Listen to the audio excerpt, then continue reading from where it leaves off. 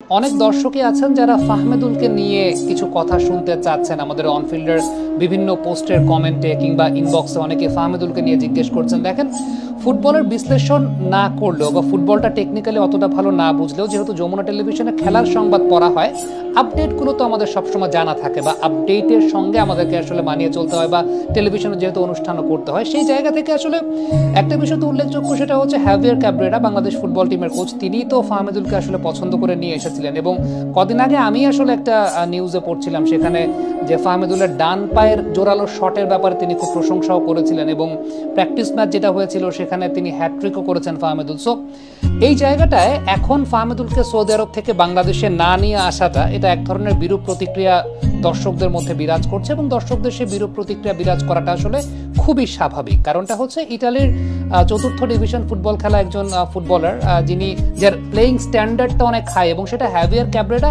নিজেই আসলে বলেছেন, এবং সেটা আমরা তো সংবাদপত্রে কিংবা দেখা যাচ্ছে যে টেলিভিশনে যখন আমরা নিউজ পড়ছি খেলার, তখন তো আমরা এই ব্যাপারগুলো নিয়ে কথা বলেছি বা সেগুলোর আপডেট তো দর্শকদেরকে দিয়েছি। তো সেই জায়গা থেকে হ্যাভিয়ার ক্যাব্রেরা নিজেই যখন পছন্দ করে এনেছেন, after that heavier Cabrera chain of command যদি বলা হয় বা চেইন অফ প্রোটোকল যদি বলা হয়, সেটা তো কোচেরই ডিসিশনটা হওয়ার কথা, এবং কোচই সেই ক্ল্যারিফিকেশনটা দিতে গেছেন, এবং সেই ক্ল্যারিফিকেশনে আসলে যে কথাগুলো বলেছেন সেই কথাগুলো এটা দর্শকদের কাছে পছন্দ হয় না, এবং না হওয়াটাও খুব স্বাভাবিক। কারণ সেই জায়গাটা প্রথমত বয়সের কথা বলেছেন, এবং ন্যাশনাল টিমের জন্য তিনি কতটুকু প্রিপেয়ার্ড সেই ব্যাপারে কথা বলেছেন। এখন বয়সের কথা বললে 18 বছর বয়স, এখন ফুটবল খেলার তো বয়স আসলে ওইটা। লামিন ইয়ামালের কথা আমরা জানি, 17 বছর বয়স, তিনি ইউরোতে মাতিয়েছেন, এখন বার্সেলোনার হয়ে মাতাচ্ছেন। সো সবকিছু মিলিয়ে বয়সটা তো আসলে ওইরকম কোনো অজুহাতের জায়গা হওয়ার কথা না। এখন ন্যাশনাল টিমে খেলার জন্য প্রিপেয়ার্ড কিনা সেটা একটা টেকনিক্যাল জায়গা হতে পারে। এখন সেই জায়গাটাতে কোচের থট প্রসেসকে কি আপনি সম্মান জানাবেন নাকি সম্মান জানাবেন না, সেটা একটা প্রশ্নের জায়গা হতে পারে। কিন্তু এখানেও কোয়েশ্চেনটা এই জায়গাটায় আছে যে এই কোচই কিন্তু আসলে ফাহমেদুলকে পছন্দ করেছিলেন, এবং এই কোচই সংবাদ মাধ্যমের কাছে, গণমাধ্যমের কাছে ওই যে এটা বলছিলাম যে ডান পায়ের জোরালো শটের কথা বলেছিলেন, তিনি প্র্যাকটিস ম্যাচে হ্যাট্রিক করেছেন, প্র্যাকটিস ভালো করেছেন, সেগুলো বলেছেন। ইভেন এর খোঁজটা তো আসলে যদ্দূর আমরা সংবাদ পড়েছি, তার মধ্যে হ্যাভিয়ার ক্যাব্রেরার কথাটাই আমরা জেনেছি যে তিনি তো আলটিমেটলি বলেছিলেন। সো এখন হঠাৎ করে তার ওই স্ট্যান্ডার্ডটা নিয়ে বা ন্যাশনাল টিমে খেলার জন্য প্রিপেয়ার্ড কিনা সেই ব্যাপার নিয়ে যখন প্রশ্ন আসছে, তখন তো আলটিমেটলি সেটা জনমনে এক ধরনের কোয়েশ্চেন মার্ক তো অবশ্যই তৈরি করে। অনেকে এখানে সিন্ডিকেটের কথা বলছেন। আই এম নট শিওর, যেহেতু ফুটবলের খোঁজ খবর ওইভাবে মানে এত ডিপে গিয়ে আসলে রাখা হয় না, বা এখান থেকে যদি বলি যে সিন্ডিকেটের কথা, তাহলে সেটা কতটুকু সমীচীন হবে আই ডোন্ট নো। তবে খুব রিসেন্টলি, যেহেতু যেটা বলছিলাম যে টেলিভিশনে যেহেতু শো করা হয়, খুব রিসেন্টলি বাংলাদেশ পুলিশের দুইজন ফুটবলার, একজন মানিক মোল্লা তার নাম, আরেকজনের নাম দীপক, এই দুজনের ব্যাপারে ওই ক্লাব রিলেটেড কেউ একজন, আমি নামটা মেনশন করতে যাচ্ছি না, বাট ওই টেলিভিশন শোতে আসা এবং সের মধ্যে কথা হচ্ছিল যে এই দুজন খেলোয়াড়কে হ্যাভিয়ার ক্যাব্রেরা তিনি দলে নেন নাই, প্রাথমিক যে দলটা ঘোষণা করেছিলেন সেই দলটাতে নেন নাই, এটাতে অবাক হয়েছেন। এখন আমি জানি না আসলে পুলিশের হয়ে তারা কেমন পারফর্ম করেছেন বা তারা কতটুকু ন্যাশনাল টিমে আসার যোগ্য। তখন এই সিন্ডিকেট ইস্যু নিয়ে অনেক কথাবার্তা হচ্ছিল, এবং সেটা ওই বিহাইন্ড দ্য স্টুডিও বা behind the live, behind the recording এর মধ্যে যে কথাগুলো হয় আর কি, তার মধ্যে কথা হচ্ছিল এই দুজন প্লেয়ারকে নিয়ে, একজন মানিক মোল্লা আর একজন হচ্ছে দীপক, যার নামটা বলছিলাম, যে এই দুজনের ব্যাপারে কথা হচ্ছিল। সো তখনই কথা হচ্ছিল যে অনেক সিন্ডিকেটের ব্যাপার স্যাপার, বাট এই এত ডিটেলস তো আসলে বলতে পারবো না। বাট যদি এরকম হয়, আমার কাছে মনে হয় যে সেটা তো অবশ্যই টু ব্যাড। ক্রিকেটে এরকম ব্যাপার নিয়ে আমরা অনেক কথা বলি, এতদিন ধরে বলেছি।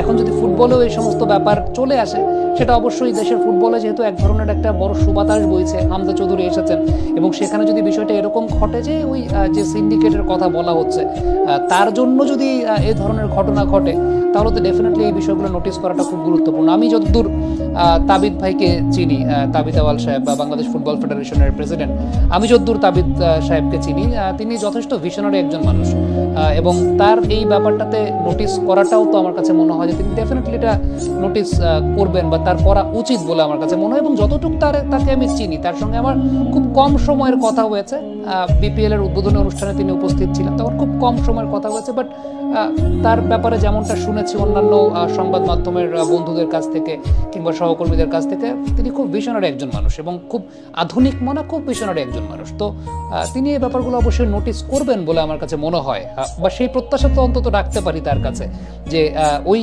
যেরকম ভিশনারি তার ব্যাপারে শুনেছি, ওই জায়গাটায় তিনি অবশ্যই নজর রাখবেন, ওই জায়গাটা অবশ্যই তিনি তার একটা ক্ল্যারিফিকেশনের জায়গাতে অন্তত দেবেন, সেই প্রত্যাশা তো আমরা করতে পারি। আরেকটা বিষয় সেটা হচ্ছে যে এই যে ফাহমিদুলকে মানে রিজার্ভ স্কোয়াডেও না রাখা, মানে 23 জনের যে স্কোয়াডটা, সেখানে দরকার হলে মানে আমার খুব স্বল্প জ্ঞানে যেটা মনে হয় যে এরকম স্ট্যান্ডার্ডের একটা ফুটবলার সেটা যদি রিজার্ভ বেঞ্চেও থাকে, ধরেন 11 জন তো খেলবে আর বেস্ট 11, দেন আপনাদের 23 জনের তো একটা স্কোয়াড থাকবে, সাব তো খেলবে আরো 5 জন।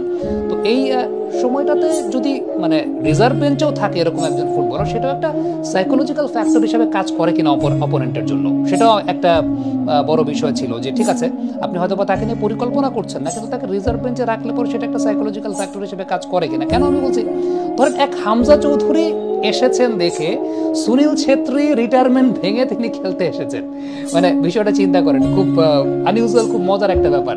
হামজা চৌধুরী এসেছেন দেখে সুনীল ছেত্রী তিনি রিটায়ারমেন্ট ভেঙে খেলতে এসেছেন ইন্ডিয়ার হয়ে।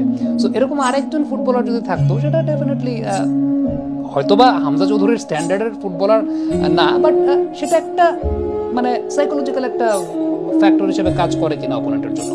আরেকটা ব্যাপার, আমি গেল কদিন ধরেই আসলে আমরা যখন নিউজ লিঙ্ক পড়ি, ওই প্রবাসী ফুটবলার একটা টার্ম আমরা খুব ব্যবহার করি, আমরা আমাদের নিউজ লিঙ্কেও থাকে, এটা খুব প্রচলিত আমাদের গণমাধ্যমে। আমার কাছে মনে হয় যে এই শব্দটারই আসলে কোনো যৌক্তিকতা নাই। এই শব্দটার যৌক্তিকতা কারণে, মানে প্রবাসী ফুটবলার মানে কি ভাই? এখন মেসি তো সারা জীবন বার্সেলোনায় খেলছে, এখন মেসি কি আর্জেন্টিনার প্রবাসী ফুটবলার ছিল? মানে আমার কোয়েশ্চেনটা এই জায়গাটাতে। রোনাল্ডো তো ম্যানচেস্টার ইউনাইটেড, রিয়াল মাদ্রিদে খেলছে, এখন রোনাল্ডো কি প্রবাসী ফুটবলার ছিল পর্তুগালের?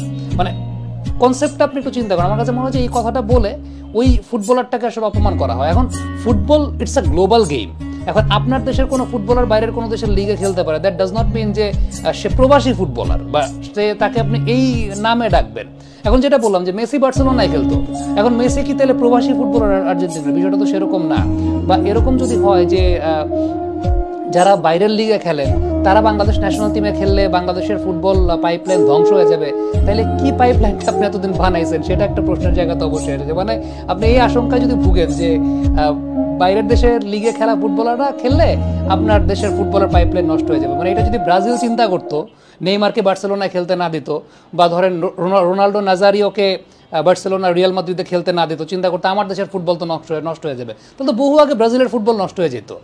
আর্জেন্টিনা যদি চিন্তা করতো মেসিকে আমরা বার্সেলোনায় খেলতে দিব না, মেসি আমাদের এখানেই খেলবে, তাইলে পরে তো মানে আর্জেন্টিনার ফুটবল বহু আগে নষ্ট হয়ে যেত।